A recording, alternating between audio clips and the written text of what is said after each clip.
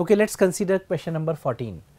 Let x equals 10c1 whole square plus twice of 10c2 whole square and so on up to 10 times 10c10 whole square. We have to find the value of 1 upon 1430 x. So, let us start this question. Let us consider 1 plus x whole to the power 10 its expansion. It is 10c0 plus 10c1x plus and so on up to 10c10 x10. It is known to us. Differentiating this equation with respect to x on each side, we have 10 into 1 plus x to the power 9 is equal to 10c1 plus 2 into 10c2x plus and so on up to 10 times 10c10 x9. We can also consider the expansion of 1 plus x to the power n in the reverse way, like x plus 1 to the power 10. Let us write x plus 1 raised to the power 10. This is equal to 10c0 x10 plus 10c1 x9 plus up to 10c0. Now, consider these two equations.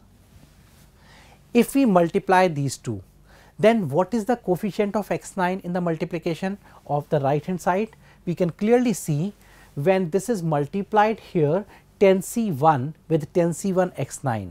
So, the coefficient of x9 is coming out as 10c1 whole square. Next, this x will be multiplied with x8. So, it gives us 2 times 10c2 whole square and so on. So, simply we find here coefficient of x9 in the expansion of x plus 1 to the power 10 multiplied with 10 into 1 plus x to the power 9, right. On the right hand side we can clearly see it is 10c1 square plus twice of 10c2 square plus 3 times 10c3 square and so on up to 10 times 10c10 square. We can put all the terms in brackets so that it would be clear, right. So, this is equal to the coefficient of x9 in the expansion of this term, right. So, we can put here colon so that this x9 is not giving a confusion of multiplication. Coefficient of x9 in its expansion, meaning that 10 times 19c9. This is clear. Just simplify. This is the required x. Hence, what is the ask in this question? They have asked for 1 upon 1430 x. Just put this value after simplification of 19c9. Therefore, 1 upon 1430 x comes out to be 446.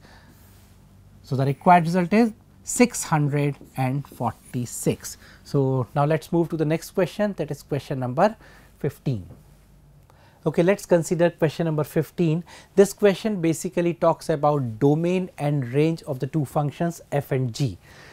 E1 is given such that x from set of real numbers x is not equal to 1 and x upon x minus 1 is greater than 0. E2 another set x belongs to E1 such that sine inverse log x upon x minus 1 is a real number. Now, based on this E1 and E2, two functions f and g are defined such that f from E1 to r by log x upon x minus 1 and similarly g from E2 to r sine inverse log x upon x minus 1. We have to find domain and range of the two functions f and g. One important thing, it is given in this question like range of f, range of g contains, domain of f contains domain of g, meaning in these two options may or may not be the complete set, because range of G contains, so possibility is there may be the subset of range of G as well as in this case similarly subset of the entire domain of F. So, let us start solving this question. For the first function, that is f(x), its domain, the requirement is x upon x minus 1 must be greater than 0. This will be greater than 0, meaning that 0 1 plus minus plus. So, domain of the function f we can denote by df. It is simply given by minus infinity to 0 union 1 to infinity. Now, if we look at the terms given in the column 2, 1, 2, 3, 4, 5, 6, we can see that 0 to 1, it is outside the obtained domain. Domain is minus infinity to 0 union 1 to infinity. So, it is completely outside. Here some part is outside, that is 0 to half part. Again here some part is outside, similarly in 5 and 6. Only 1 is the subset of domain of F, meaning for R we get 1, right. If we look at the codes provided for R 1, meaning A or C, it is possible. Now, we need the domain of the function G. G function is given sine inverse log of x upon x minus 1. It will be defined if log x upon x minus 1 is between minus 1 and 1, right. Taking antilog, we have x upon x minus 1 is between 1 upon e and e. We can break it into two parts, like x upon x minus 1 is greater than or equal to 1 by e and x upon x minus 1 is less than or equal to e. Simplify the two inequalities, that gives us x belongs to minus infinity to minus of 1 upon e minus 1 inclusive union e upon e minus 1 to infinity. This is the domain of G. If we look at the given options, clearly again for this one, option 1. When we look at the codes, S1 is given only in one, that is option A. So, correct answer for this question is option A. Now, again let us check out the remaining parts, that is the range of the function f as well as g.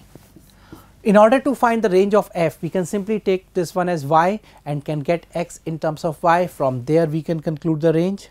Similarly for g, since sine inverse function is there, that will give us the range part from minus in pi by 2 to plus pi by 2 for general sine inverse function, but with this exception we can simply get the range of this function g as well. So, correct answer for this question is option number A.